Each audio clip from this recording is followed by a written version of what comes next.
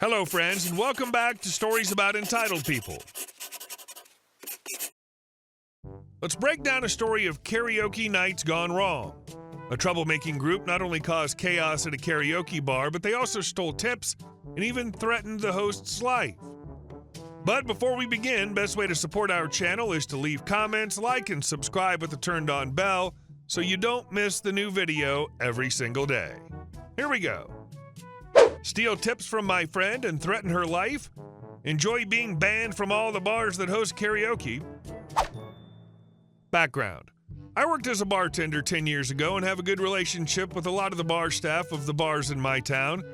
It's a smallish town and bar staff never drink at their workplace on their nights off, so we all get to know each other, and quite a few bartenders are older and have been slinging drinks for decades. 4 of my friends host karaoke nights at these bars, and 2 people got those gigs with my help. I don't currently work at a bar, but the staff and owners of these places have known me since I was 21, and they take my input seriously on the rare occasion I need to give it. My friends and I go to 4 nights of karaoke a week. Most of us are in our 30s, only a couple have kids, and most of us outgrew getting hammered every time we go to the bar. The 4 nights are hosted by members of our group, and we all go to support them and ensure they always have singers in the rotation, even if it's a dead night. The nights are Tuesday, Wednesday, Friday, and Saturday. Story time. Last week at Friday's karaoke night, it was our friend Yaz's 31-year-old female, not a real name, night to host, and the majority of our friends were there. It wasn't crazy busy, but it wasn't slow either. A couple of us, including myself, volunteered to be DD and were sipping soda. Aside from one drunk dude getting upset that the jukebox was cut off, it was fine until about 11 p.m., 2 hours into karaoke. Right around then is when a group of younger people ranging between 21 and 25 came in. The first signs of problems was them stealing someone's spot at the bar while he was in the restroom and then refusing to let him have his drink and getting in his face for trying to steal their stuff. The bartender settled the situation quickly and the regulars sat with people on the patio. A few minutes later is when they started giving me trouble. I went to sing a song and they yelled at me to belt the song. One even ran up and started screaming at me to scream it. I was singing Mr. Brightside by the Killers. Not really a song to belt. Yaz intervened and I finished my song and opted to just ignore them since they seemed like lightweights who had too much. It happens. These people were obnoxious all night, but not enough to warrant being kicked out. A couple of them were cut off, and at first that seemed to help the issue.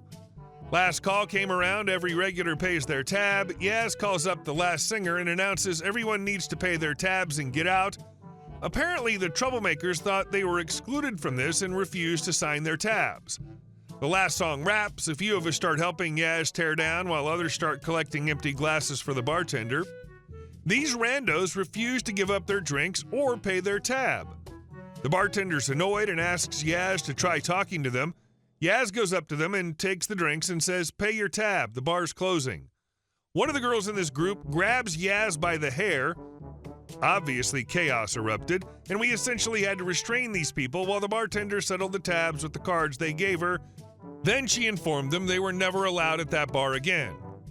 A mistake had been made by myself, Yaz, and friends. We took our eyes off the tip jar. It was empty after all the chaos, and we knew that was on us for not paying closer attention. I do the drop-offs for my friends and head home. When I start settling in for bed, the group chat goes off. One of the guys in the trouble group sent a threat to Yaz for getting them thrown out. He explicitly said she should be careful nothing happened to her. Insert color, make, and model of the car she drove that night. Yaz did report it to the cops, but since the car they saw was a rental, her actual car was getting fixed, the cops deemed it harmless. They told her to ask for a swap of cars from the rental company. The next day, I looked at the dude's profile and took a screenshot of his name and picture. A little bit, really none, of research later, and I had every member of that group's name and picture because they posted multiple group photos of the night before. Then I decided to be petty. I reached out to the bartender that had to deal with that group and asked if they had security footage of what happened. They did, and when I explained to the bartender and my owner my thoughts, they agreed to send the footage to me. I went to the other 3 bars during the day and spoke with management, owners, and security. I showed them the footage, the people involved, and for the first time ever, I said I thought people should be 86ed. Barcode for banned. All 3 bars agreed and asked for specifically the profile pictures and names to be sent to them. That night, at another karaoke around 10 p.m., this group tried to enter. They were denied entry. They tried arguing, but the security guard said it was not a negotiation and to leave before he called the cops for them trespassing.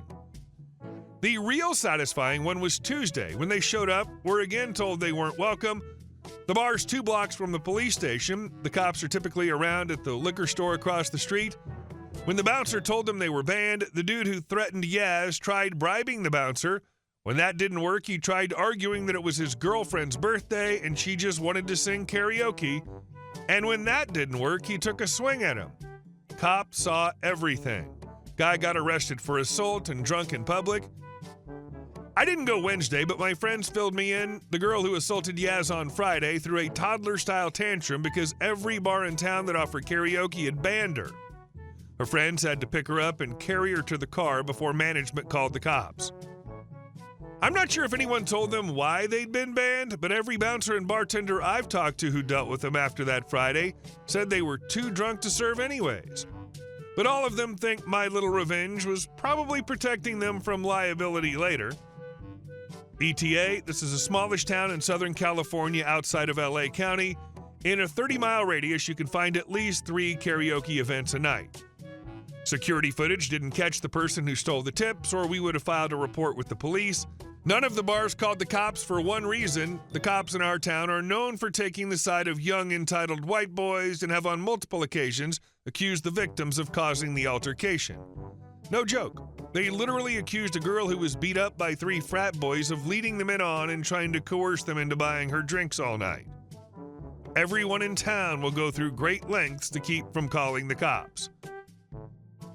Too bad the security footage didn't show who had the sticky fingers with the tip jar. The cops would have loved to have seen that. Also, that was proper. And our second story. Non-intended revenge on a realtor. This happened in 1998 when I bought my house.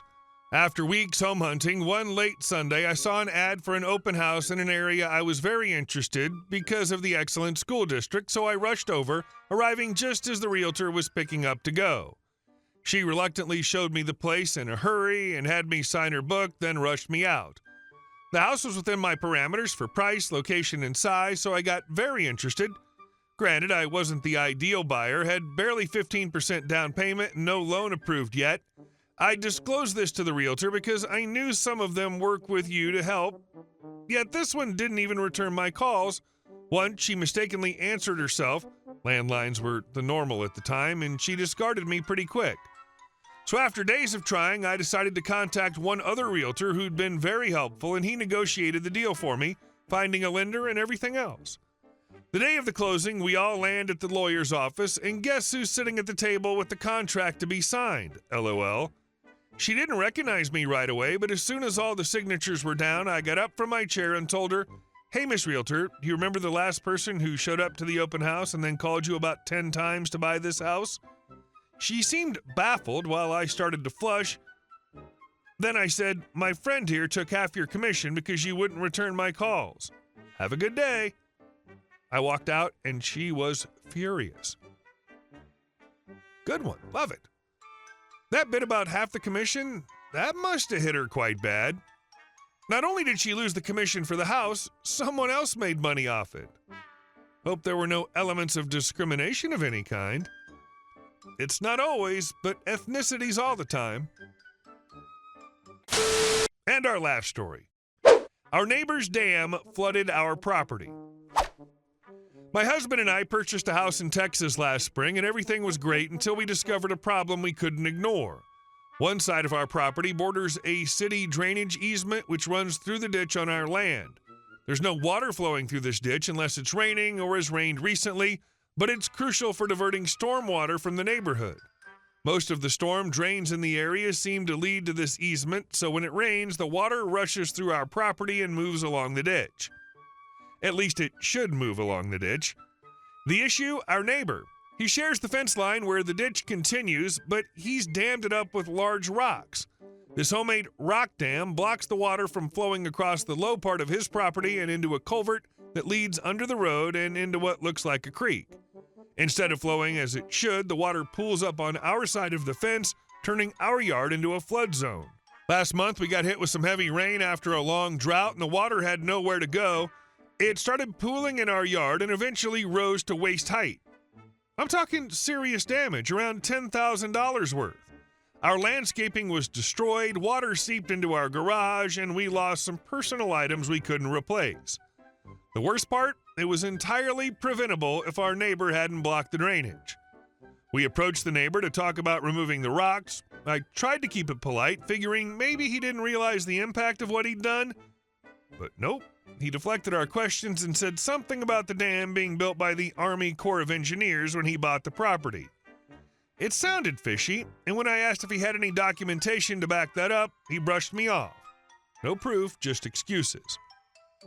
At that point, we knew we weren't getting anywhere by talking. We wanted to avoid escalating things, but we also can't afford to keep dealing with damage every time it rains. We reached out to the city, and it turns out his dam violates local regulations, especially since it's part of a city drainage easement. So here we are, headed to court. We filed a claim for the damages, and the city's backing us up on this one. We've got our documentation, photos of the flooding, and the city's report on how the drainage is supposed to flow. Our neighbor might think he can deflect or ignore the problem, but the law isn't on his side this time. We got a positive outcome, both in terms of compensation for damages and in terms of removing this ridiculous rock dam so that we can avoid future floods. It's frustrating when you try to resolve things the easy way and people just don't care. But hey, sometimes you've got to fight for your property and your peace of mind. Hey guys, thank you all for watching the video. I'll see you in the next one.